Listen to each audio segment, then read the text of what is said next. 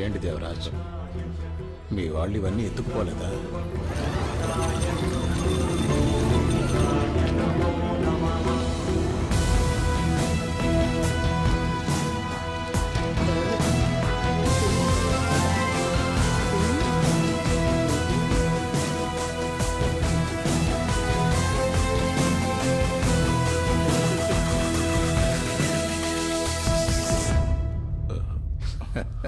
Miss అయిందా?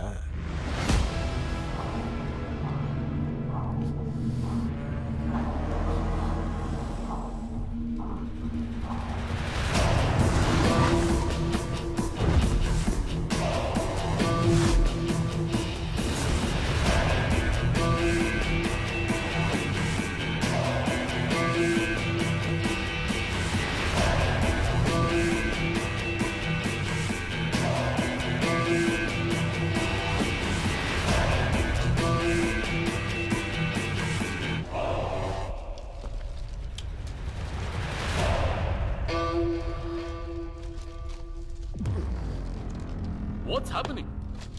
What is this? This is Vapapul for brushing teeth. Where's the flute? ఇదిగో తీసుకో.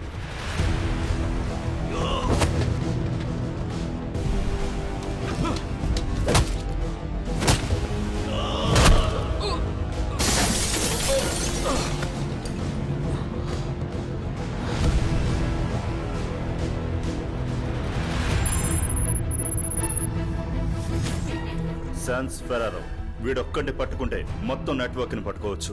మనకు కావాల్సింది ఇప్పుడు ఈ ఫీల్డ్ లో ఎక్స్పర్ట్ అయిన ఒక వ్యక్తి. I will take the responsibility. నేను ట్రైన్ చేసిన వాళ్ళలో ది బెస్ట్ స్టూడెంట్ ని ఈ టాస్క్ కి పంపబోతున్నాను. మిస్టర్ అర్జునే మనకి perfect. Warfare is based on deception.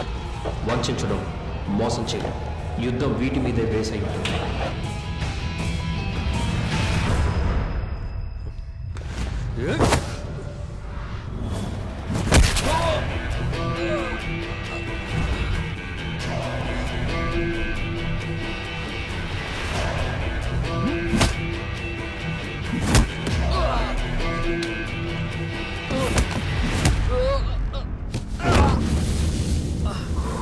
శాన్స్ Ferraro పురాతన కాల విగ్రహాన్ని అడిగాడు.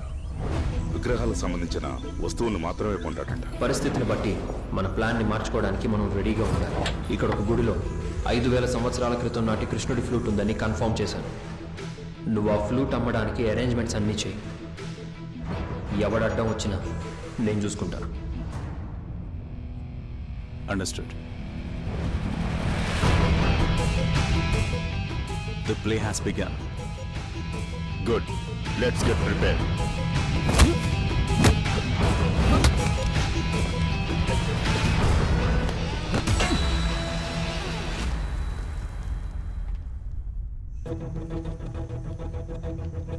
దేవరాజ్,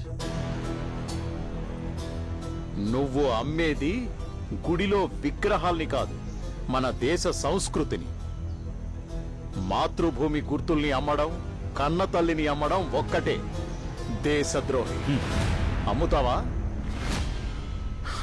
వీడిని తీసుకెళ్ళి మంచి భోజనం పెట్టించండి. Attack when unprepared.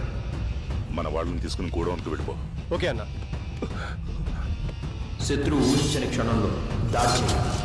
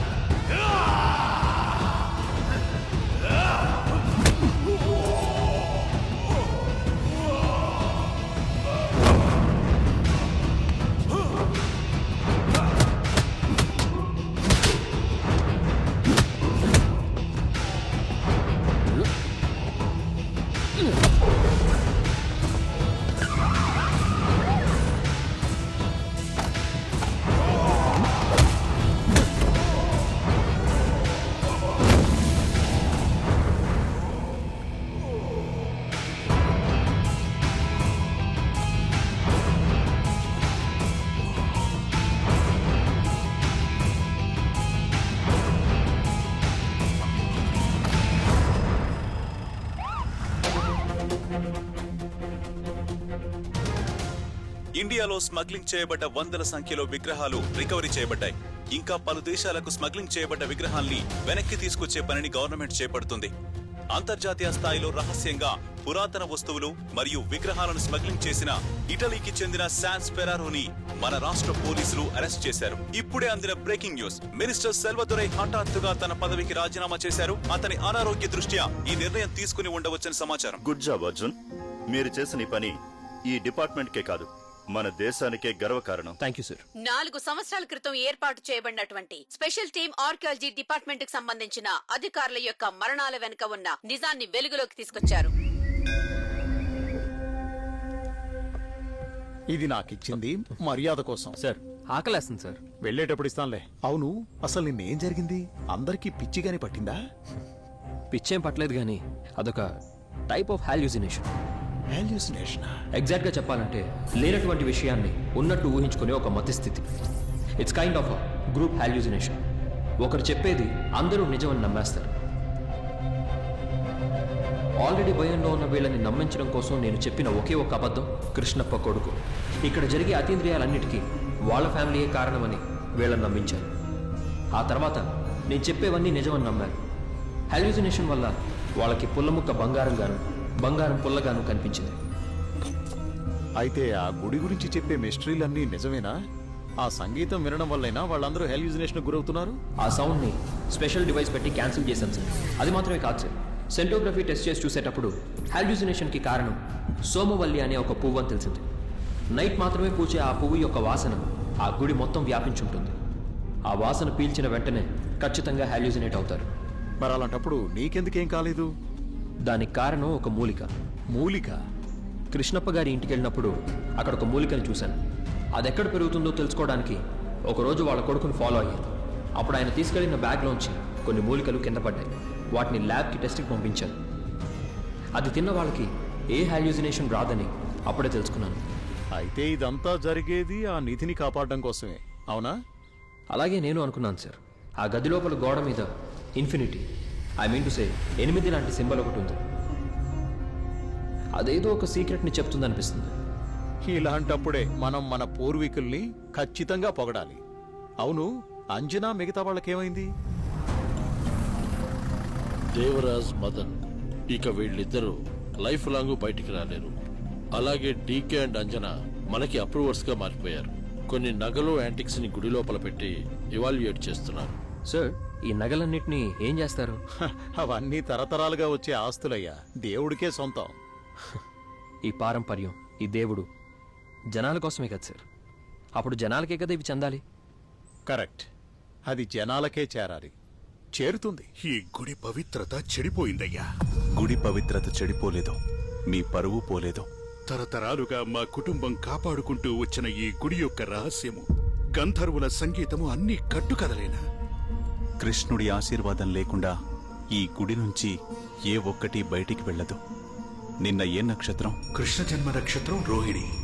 ఈ నక్షత్రంలో గంధర్వులు సంగీత వాయిద్యాలని వాయించరు.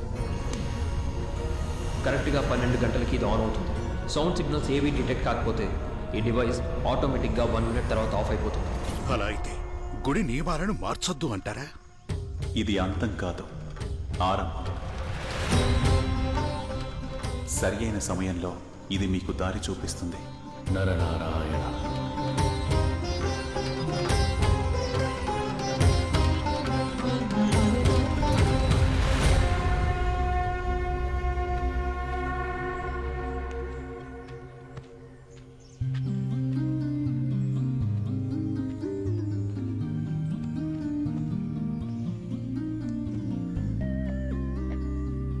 Thank you Arjun.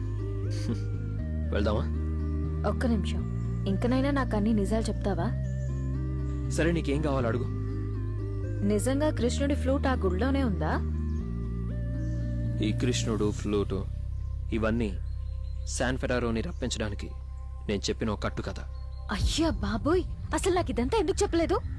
Life long తోడుగా ఉండే వాళ్ళకి కాకుండా ఇంకెవరికి చెప్తాను? నీతో చెప్పాల్సిన కథలు ఇంకా చాలా ఉన్నాయి.